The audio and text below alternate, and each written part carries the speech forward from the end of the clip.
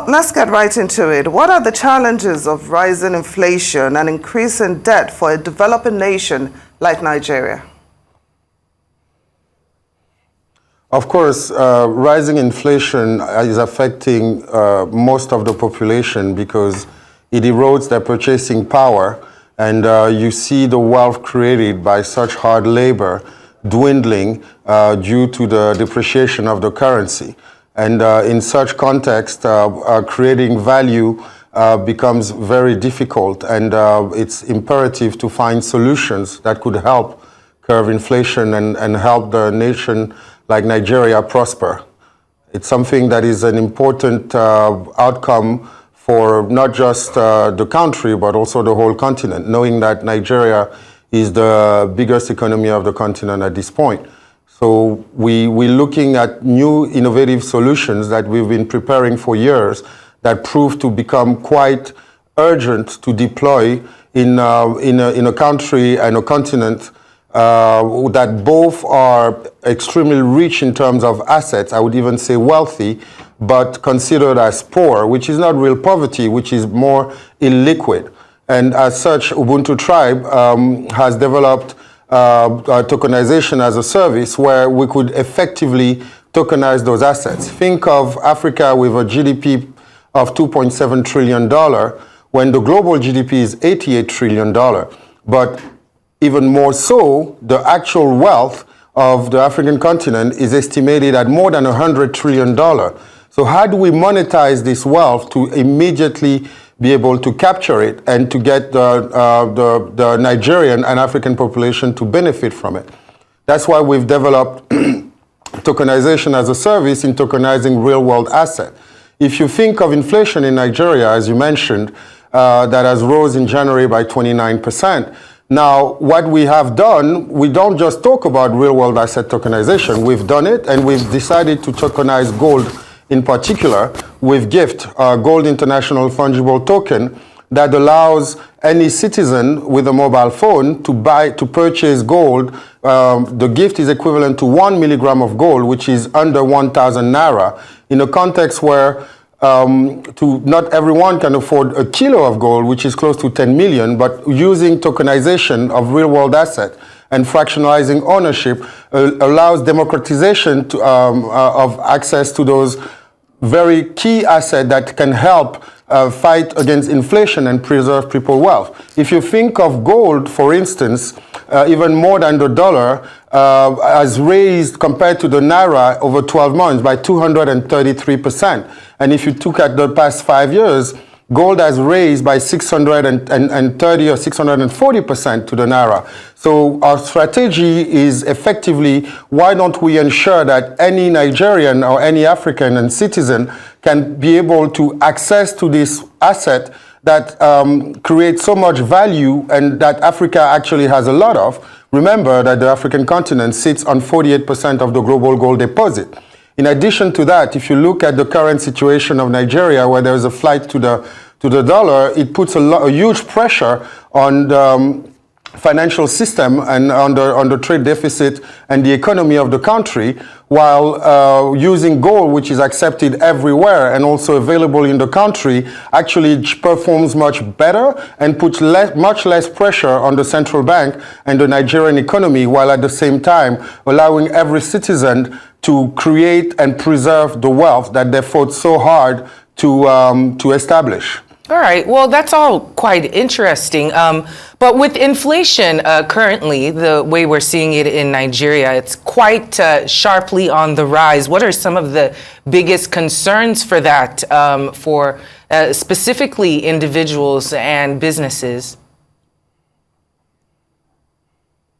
Of course, the concern is the reduction of the purchasing power, but also the rise in price in terms of imports and so on, which kind of affect the competitiveness, but also significantly the savings of the people. That's why it's important by thinking of tokenizing real-world assets that appreciate. Think of real estate, right? Not everyone can afford a 10 million Naira apartment. But if you tokenize real estate and fractionalize it, and people get a square meter or instead of 100 square meters, and real estate appreciates. Real estate and gold, for instance, have shown across history their resilience in terms of tough economic crisis. And as a result, this going that direction would also allow to share the wealth. Think of Nigeria also, who has significant amount reserves of oil and gas, but also solid minerals that are underground. Now, historically, it was complicated to monetize those assets because you had to wait to start extracting, and sometimes it would take 5 to 10 years until you see the value. But with the technology available today, whether it's satellite and tokenization of real-world asset, you can effectively put value to the asset without having to extract it, even if you apply a discount. Right, and then because you use tokenization, a token is a symbolic representation of a value. Then you can break it down in million pieces so that the barrier to entry becomes much affordable. The other key advantage of tokenizing real-world asset, besides instant monetization, is the capability to have a fixed asset which is a real-world asset that is tradable and that you can move easily. So it's an easier, more affordable way of accessing, appreciating assets without having to go through a broker, and that you can effectively start purchasing from your mobile phone. If you see the recent case of the digital asset and the flight, I think they were referring to Binance, where $26 billion was moved through digital asset. It proves that the country is actually ready and open to digital asset. But it's even better if we talk about real world asset, because people know the value is backed by something concrete that has shown its capacity in history, and it gives a title deed, a digital certificate of ownership.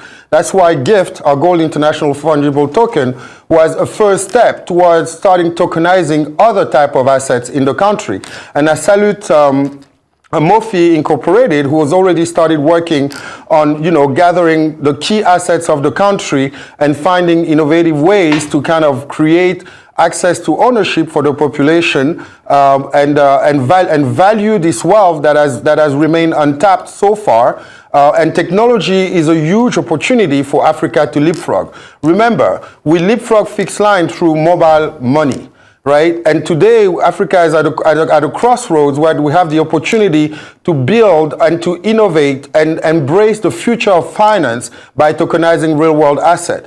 In our case, it's not just a discourse, or it's not just an idea. We've done it. We have a wallet, UTribe wallet, that is available on App Store, Google Play, that has been approved by the biggest technology companies in the world. And our gold is certified LBMA, and it's stored in some of the best vault, and it's audited, so you can have proof of reserves where you can verify through third party that the gold is effectively there. And we work with some of the biggest partners in the world and have, as key investor, one of the largest venture capital funds in the Silicon Valley with 500 Global, and our activities are expanding, and it's so important as an African here in front of you today to come and have this message.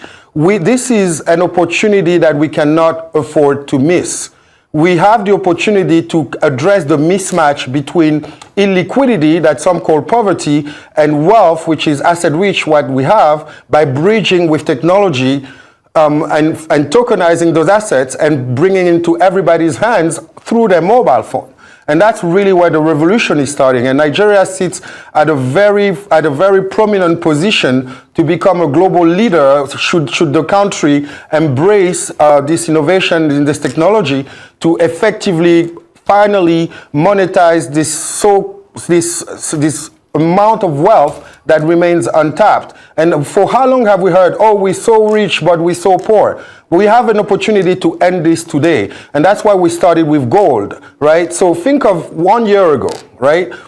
personally, if every Nigerian has had a gift, a gold international fungible token in their hand, inflation would be a joke because they would be 233% richer. If gift was available 5 years ago, they would be 633% richer just by keeping it as a savings instrument in their wallet. And that's where the revolution is coming. Finally, we have an opportunity as a people, as a nation, as a continent, to finally monetize and benefit from the wealth we're sitting on. And we cannot afford to wait any longer before embracing this technology. And that's why the Ubuntu tribe comes in as a global leader to show the way and embark as many forward-thinking leaders and a population that is in strong need to preserve their wealth in such a turbulent time for the economy of the country and the continent.